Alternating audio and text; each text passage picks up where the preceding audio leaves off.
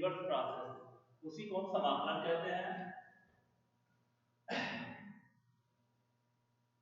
इसे चिन्ह ये fx dx से व्यक्त करते हैं।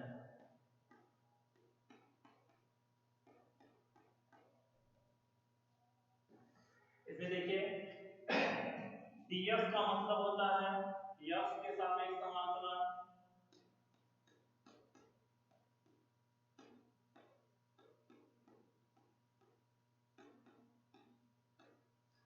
यहाँ जो dx लिखा होता है उसका मतलब है कि हमें समाकलन किस वेरिएबल के सापेक्ष करना है। dx लिखा हुआ है तो f के सापेक्ष समाकलन होगा। यहाँ पे fx है, fx का मतलब जिस भी फंक्शन को हम यहाँ रखेंगे उसका समाकलन ये बताएगा। केवल इंटीग्रेट, केवल ये सिंबल और dx का अलग-अलग कुछ अर्थ नहीं होता है। जब भी ये रहेंगे दोनों साथ रहेंगे, कहीं भी लिखा जाएगा तो ये इंटीग्रेशन और dx ये एक साथ रहेगा। बीच में जिस किसी भी फंक्शन को हम रखेंगे उसका ये समाकलन बताएगा। समाकलन के कुछ फार्मूले हैं, उनको हम पहले देखते हैं। जैसा कि हम अवकलन पढ़ चुके हैं, अवकलन का पहला फार्मूला जो होता है यहाँ पे हम अलग-अलग कर दे रहे हैं। अवकलज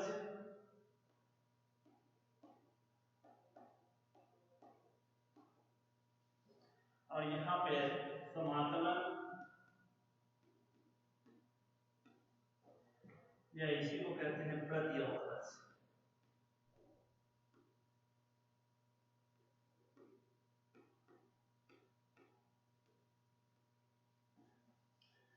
अवकलज जिसको आप जानते हैं डेरिवेटिव या डिफरेंशिएशन करते हैं, प्रोसेस जो करते हैं डिफरेंशिएशन का। यहाँ पे समाकलन क्या होता है, अवकलन का उल्टा होता है। उधर से हम जैसे किसी फंक्शन का हम अवकलन करते हैं तो उस फंक्शन तक पहुंचते हैं, जो रिजल्ट आता है, फिर उल्टा उस रिजल्ट से हम फंक्शन तक आते हैं, उसको कहते हैं समाकलन। फॉर एग्जांपल जैसे देखिए एक एक फार्मूले को हम लिख रहे हैं यहाँ पे। पहला जैसे मान लीजिए radius of f to the power n plus 1 upon n plus 1। ये मान लीजिए कोई फंक्शन है जिसका हमें क्या करना है, अवकलन करना है। अवकलन का फार्मूला आप जानते हैं, यहाँ पे 1 अपॉन n प्लस 1 कांस्टेंट है जो कि अवकलन से बाहर चला जाएगा और dx of f to the power n plus 1।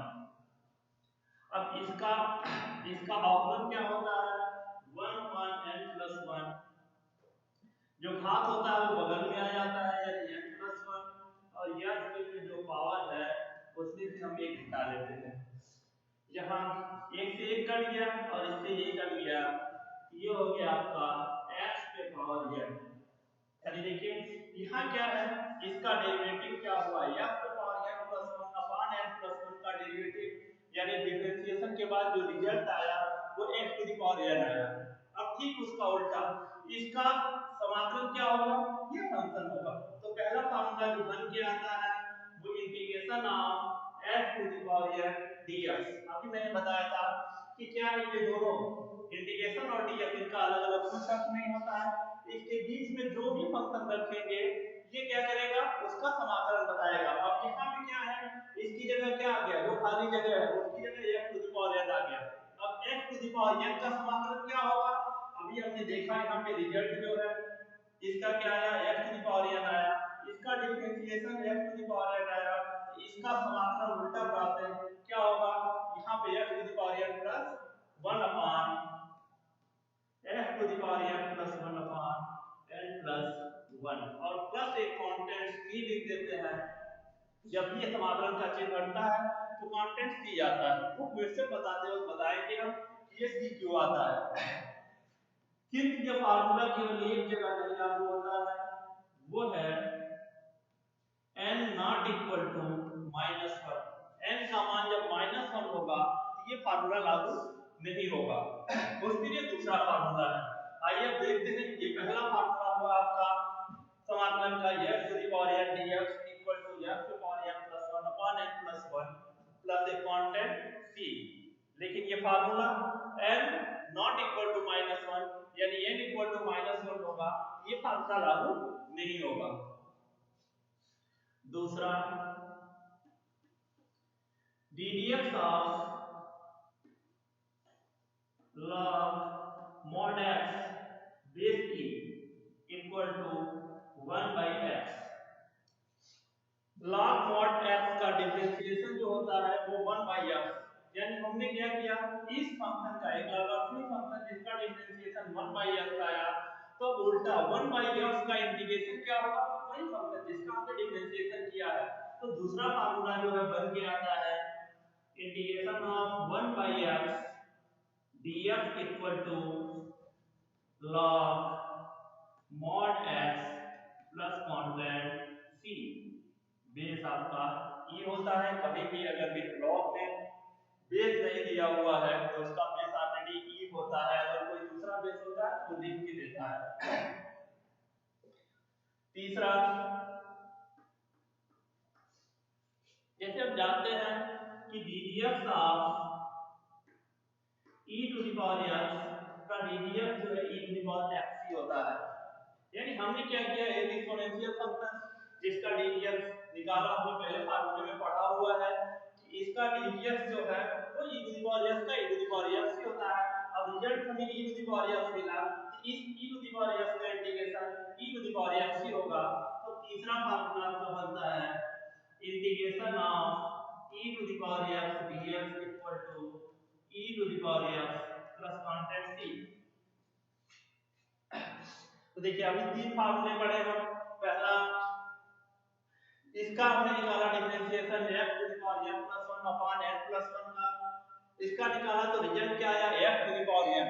इसका differentiation f to the power n आया, तो f to the power n का इंटीग्रेशन क्या होगा, वही फंक्शन जिसका हमने डिफरेंशिएशन किया था। अभी हमने इसका डिफरेंशिएशन किया तो ये रिजल्ट आया, तो यहां देखिए इसका इंटीग्रेशन क्या हुआ, ये हो गया। दूसरी जगह हमने क्या किया, log mod x, इसका हम जानते हैं डिफरेंशिएशन क्या होता है 1 by x।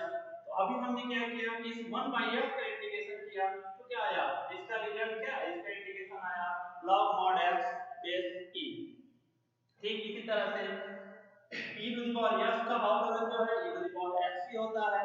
उसी तरह रिजल्ट हमारे पास आया e to the power x, तो यहां क्या करेंगे, इसका इंटीग्रेशन करेंगे, e to the power x का इंटीग्रेशन जिसका हमने डिफरेंशिएशन किया था वो फंक्शन क्या था, e to the power x ही था, तो e to the power x का integration e to the power x होगा।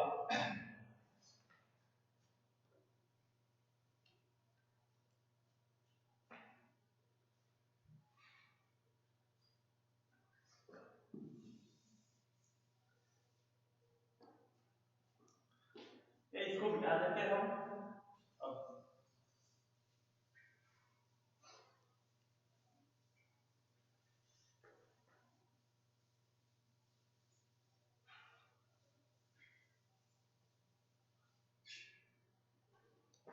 इसी तरह हम देखेंगे और भी फंक्शन जिनका पहले से अवकलन हमें पता है, फिर उसका समाकलन क्या होगा। यहाँ का अवकलज और यहाँ पे समाकलन, डेरिवेटिव और इंटीग्रेशन क्या होता है इसका। अभी हमने दो बार ये तीन फार्मूले पढ़े हैं। चौथा formula integration of 1x dx, differentiation of, पहले डिफरेंशिएशन लिखिए, ddx of x equal to होता है 1। x का अवकलन क्या होता है 1, क्योंकि हम जानते हैं फार्मूले के रूप में x पे पावर 1 है तो 1 x पे पावर 1 माइनस 1 यानी x पे पावर 0 और x पे पावर 0 का मान 1 होता है, इसलिए ddx ऑफ x कितना होता है 1। यहाँ पे ठीक इसका उल्टा इंटीग्रेशन ऑफ 1 dx, अभी बताया था मैंने, यहाँ पे भी एक फंक्शन रखेंगे उसका इंटीग्रेशन नहीं बताएगा, उसकी जगह क्या आ गया यहाँ 1, तो 1 का समाकलन क्या होगा x प्लस एक कांस्टेंट c। पांचवा देखिए ddx of a to the power x by log a base e, इसका ddx हमें ज्ञात करना है। हम जानते हैं कोई भी कांस्टेंट अवकलन से क्या होता है, अवकलन के प्राचल से बाहर चला जाता है। यहाँ पे log a base e एक कांस्टेंट है तो वो जो है अवकलन के प्रोसेस से बाहर चला जाएगा। क्या बचा? वेरिएबल क्या हमारे पास ddx of e to the power f, और आप फार्मूले के रूप में पढ़े हैं e to the power f का अवकलन क्या होता है 1 अपॉन, ये पहले से हमारे पास log a बेस e, इसका अवकलन क्या होता है a to the power f का a to the power f log a base e। अब यहाँ देखिए ये log a बेस e जो है इससे कट गया तो रिजल्ट क्या आया a to the power f, यानी हमने क्या किया एक function a to the power f समान log a बेस e है, उसका डिफरेंशिएशन ज्ञात किया और उसका डिफरेंशिएशन प्रोसेस करने के बाद हमें क्या मिला a to the power f, यानी जिस फंक्शन का ये डिफरेंशिएशन आया अब उसी जो रिजल्ट आया उसका इंटीग्रेशन करेंगे तो ये फंक्शन मिल जाएगा। यानी पांचवा फार्मूला आपका क्या हुआ integration of a to the power f dx equal to a to the power f upon log a base c plus एक कांस्टेंट c। ये पांच फार्मूले हो गए जिसमें डिफरेंशिएशन आपने सबका पढ़ा हुआ है। डिफरेंशिएशन से कैसे हम डिफरेंशिएशन ज्ञात करते हैं, जो डिफरेंशिएशन आता है उसका उल्टा, यानी जो फंक्शन है उसका differentiation function a to the power f upon log a base c है, उसका differentiation a to the power f आया तो a to the power f का इंटीग्रेशन क्या होगा वही फंक्शन होगा जिसका हमने डिफरेंशिएशन ज्ञात किया था। ठीक इसी तरह से छठवां ddx ऑफ sin x, हम जानते हैं sin x का डिफरेंशिएशन क्या होता है cos x। देखिए जो फंक्शन था उस फंक्शन का जो भी फंक्शन है यहाँ पे फंक्शन क्या है sin x, और sin x का डिफरेंशिएशन क्या है cos x है। तो हम क्या करेंगे जो रिजल्ट आया, रिजल्ट यहाँ क्या आया डिफरेंशिएशन करने के बाद क्या आया फंक्शन sin x का डिफरेंशिएशन cos x है, तो cos x का इंटीग्रेशन क्या होगा sin x होगा।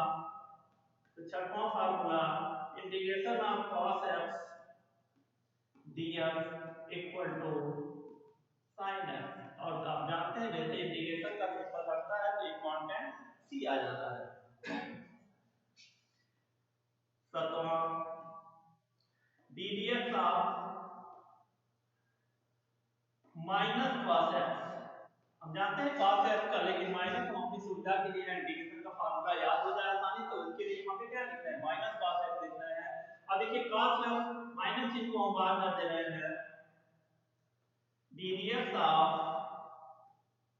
cos x, cos x का ddx हम जानते हैं क्या होता है माइनस sin x, तो माइनस sin x और ये माइनस माइनस क्या हो गया प्लस, तो sin x।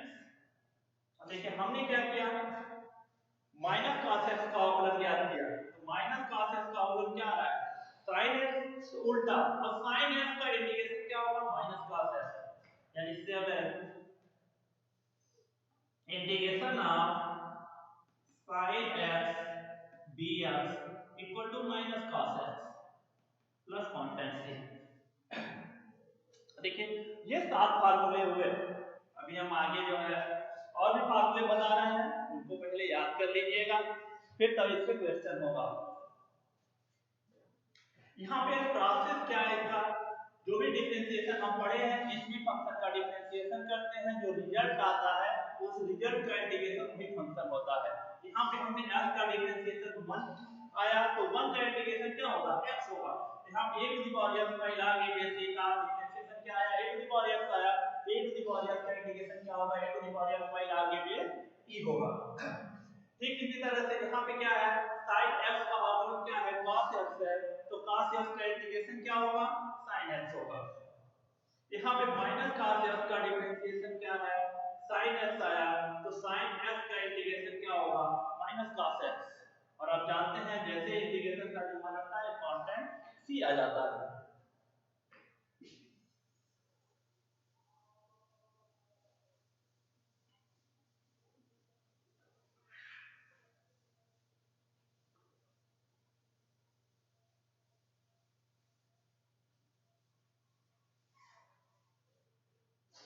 आठवां फार्मूला देखिए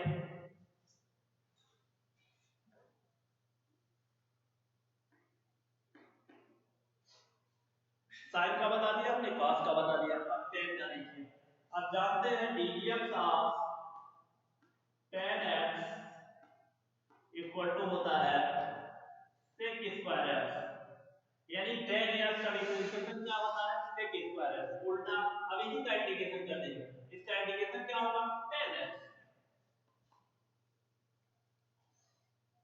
तो आठवां formula integration of sec square x dx equal to tan x plus constant c। जो भी डिफरेंशिएशन में हम जानते हैं, डिफरेंशिएशन हम क्या जानते हैं, हम जानते हैं tan x का डिफरेंशिएशन क्या होता है sec स्क्वायर x होता है, तो उल्टा प्रोसेस sec स्क्वायर x का इंटीग्रेशन क्या होगा tan x होगा। 9 ddx of minus cot x, जैसा कि हम जानते हैं cot x का क्या होता है माइनस cosec स्क्वायर x, लेकिन यहाँ पे फार्मूला याद करने योग्य हो इसके लिए हम क्या करते हैं माइनस cot x का निकालते हैं।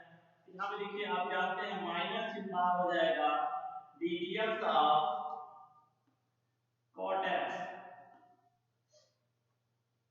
और cot x का ddx क्या होता है माइनस cosec स्क्वायर x। अब ये माइनस माइनस क्या हो जाएगा प्लस, यानी cosec स्क्वायर x। यहाँ पे देखिए हमने क्या किया माइनस cot x का डिफरेंशिएशन किया और उसका डिफरेंशिएशन क्या आया cosec स्क्वायर x आया।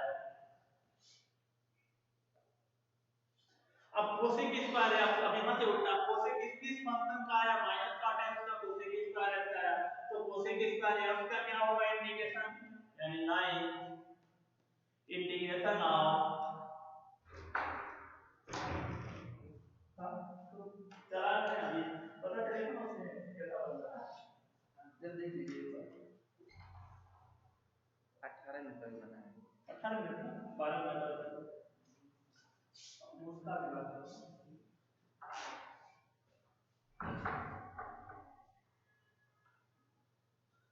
cosec स्क्वायर x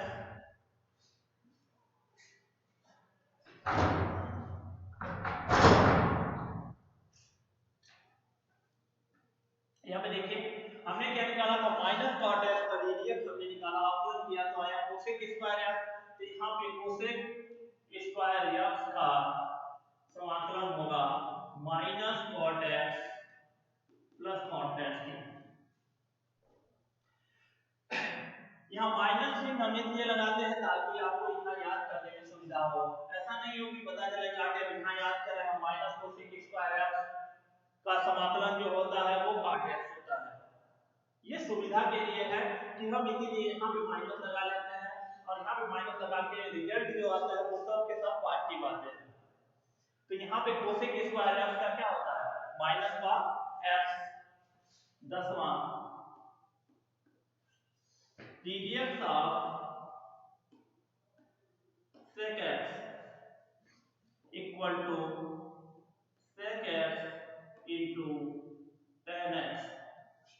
देखिए किस फंक्शन का हमने sec f का डिफरेंशिएशन किया, sec f का डिफरेंशिएशन आया sec f into tan x, तो उल्टा जो भी रिजल्ट आया उसका इंटीग्रेशन कर दीजिए, integration of sec x into tan x dx equal to किसका किया था हमने sec x का, तो plus constant c।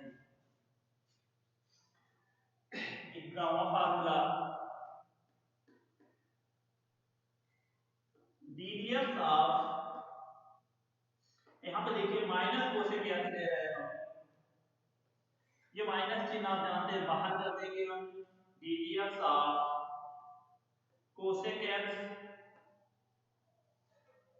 ddx of cosec x, तो माइनस cosec x का ddx होता है minus cosec x into cot x, और ये माइनस माइनस क्या हो गया प्लस, तो cosec x into cot x। देखिए जैसे sec x का होता है sec x into tan x, ठीक उल्टा sec x into tan x का इंटीग्रेशन क्या हुआ sec x। यहाँ पे माइनस cosec x का नाम भी होता क्या है minus cosec x cot x, लेकिन क्योंकि हमने यहाँ पे माइनस लगा लिया था। तो यहाँ पे जो फार्मूला है उसमें जिसको याद करना है वो पार्टी में पहले से। तो यहाँ माइनस कोसेक एक्स का आया, cosec x into cot x. तो अब ये फार्मूला है आपका, रिजल्ट यहाँ पे आया cosec x into cot x. तो इसका इंटीग्रेशन करिए, cosec x into cot x dx equal to minus cosec x plus एक कांस्टेंट सी। देखिए ट्रिग्नोमेट्रिक फंक्शन के छह फार्मूले हमने यहाँ पे बताया, sin x, cos x, tan x, sec x, इनका ddx क्या होता है, और जो भी इनका ddx आया उसका हमने क्या किया, उसका इंटीग्रेशन। तो जिस फंक्शन का हमने ddx निकाला था वही फंक्शन इंटीग्रेशन के रूप में आता है। जैसे tan x का ddx क्या है, sec स्क्वायर है, तो sec स्क्वायर x का इंटीग्रेशन क्या होगा, tan x होगा। यहाँ पे माइनस cot x को हमने क्या निकाला, ddx cosec स्क्वायर x, तो cosec स्क्वायर x का क्या होगा, माइनस cot x। यहाँ पे sec x का ddx क्या है, sec x का ddx है sec x into tan x। तो उल्टा देखिए sec x into tan x का मतलब क्या होगा, sec x। ठीक इसी तरह से ddx of minus cosec x यहाँ पे हमने निकाला, तो रिजल्ट क्या आया, cosec x into cot x, और cosec x into cot x का क्या होगा फिर माइनस कोसेक x। तो ये अभी ट्रिग्नोमेट्रिक फंक्शन जो होते हैं उनका। इसके बाद इनवर्स ट्रिग्नोमेट्रिक फंक्शन का जो है वो देखेंगे हम।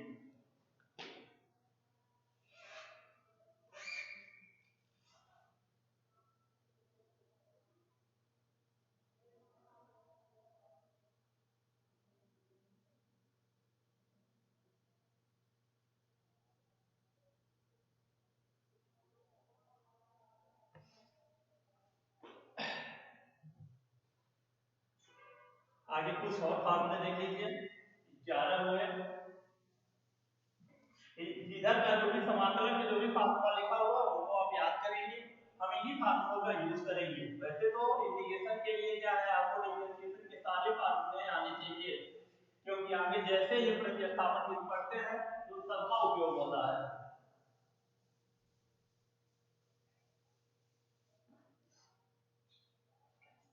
12वां देखिए,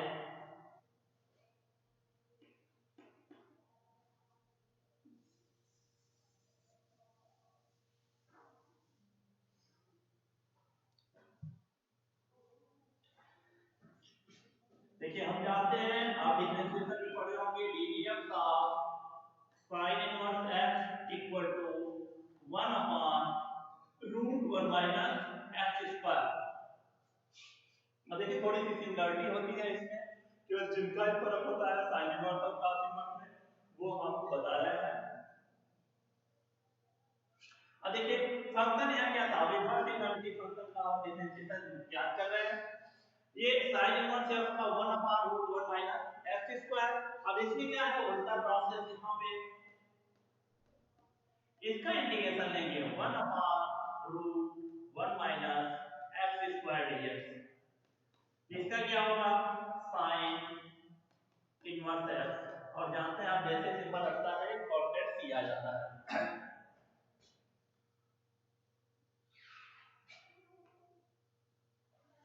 13वां, इसका भी ddx आपने पढ़ा होगा, ddx of sin inverse x equal to ddx of cos inverse x equal to minus, सिर्फ माइनस चिन्ह का फर्क होता है, बाकी सारी चीजें वही होती हैं, यानी minus 1 upon root 4 minus x square. अब हम क्या करते हैं, इसका निकालेंगे, तो यहाँ पे हम क्या कर लेते हैं, ये उल्टा माइनस ना हमको इधर याद करना पड़े, तो इसीलिए हम यहाँ क्या करते हैं, यहाँ पे माइनस का चिन्ह पहले से लगा लेते हैं, माइनस cos इनवर्स x। तो ये क्या हो जाता है, ये आपका प्लस हो जाता है, ताकि हमें याद करने में आसानी हो। अब ddx का माइनस cos इनवर्स x, उसका क्या आता है 1 upon root 1 minus x square. अब उल्टा इसका क्या हो जाएगा, integration of 1 upon root 1 minus x square dx equal to minus cos inverse x plus constant c। यानी आप देख रहे हैं रिजल्ट तो एक ही आ रहा है दोनों का, हम क्या करते हैं, अगर कहीं क्वेश्चन सॉल्व किया हुआ है तो integration of 1 upon root 1 minus x square की जगह अगर इसका इंटीग्रेशन साइन इनवर्स एक्स लिखा हुआ है तब भी सही है, अगर माइनस cos इनवर्स एक्स लिखा हुआ है तब भी सही है। अब इसमें से दोनों में से जो चाहे वो, कभी-कभी क्या होता है आंसर में इसकी जगह ये आ गया, हम कंफ्यूज हो जाते हैं। 14वां d d x of tan inverse x, tan inverse x का डी डी एक्स क्या होता है 1 अपॉन 1 प्लस एक्स स्क्वायर। अब ठीक उल्टा, यहाँ पे हम इसका इंटीग्रेशन किस फंक्शन का था, ये tan इनवर्स x का था, तो tan इनवर्स x का 1 अपॉन 1 प्लस x स्क्वायर आया, इसका इंटीग्रेशन क्या होगा tan इनवर्स x। तो integration of 1 upon 1 plus x square dx equal to tan inverse x plus c। 15वां formula d d x of cot inverse x। अब cot inverse x का ddx में क्या अंतर है, सिर्फ माइनस चिन्ह आ जाता है, बाकी कोई अंतर नहीं है, 1 अपॉन 1 प्लस एक्स स्क्वायर। अब फिर हम यहाँ क्या करते हैं, इसी माइनस को हटाने के लिए यहाँ पे माइनस चिन्ह लगा लेते हैं ताकि यहाँ क्या हो जाए प्लस हो जाए, तो इसको मिटा दे रहे हैं। अब ddx of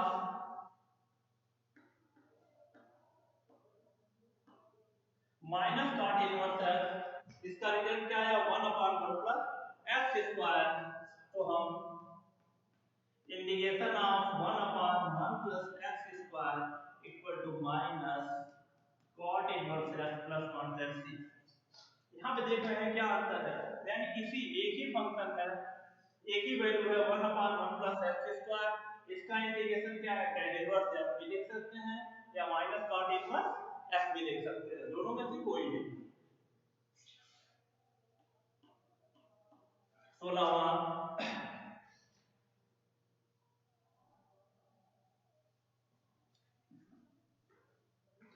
ddx of sec inverse x equal to 1 upon x कड़ी में x स्क्वायर माइनस 1।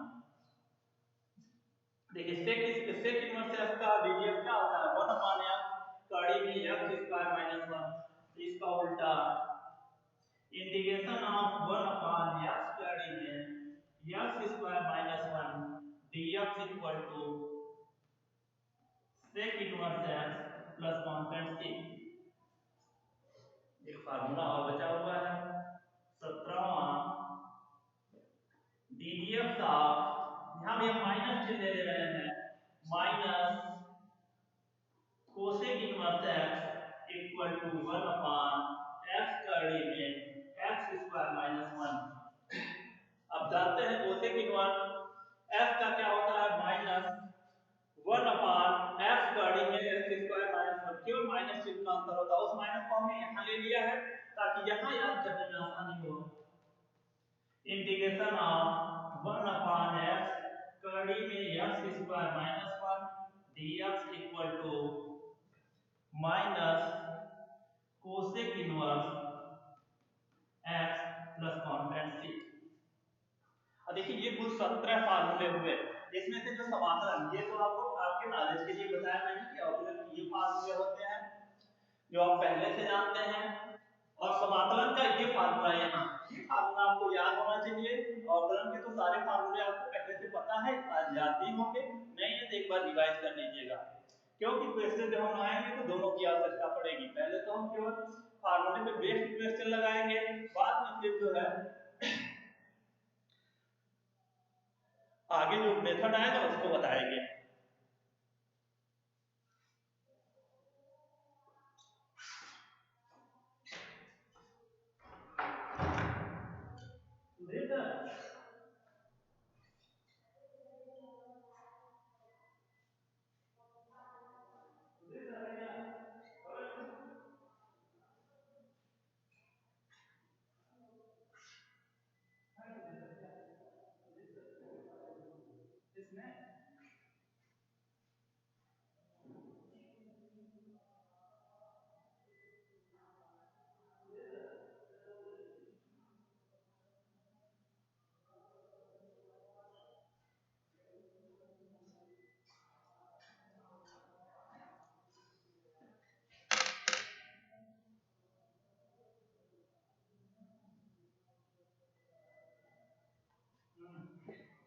ये बंद कर देना है। कहाँ पे? स्टार्ट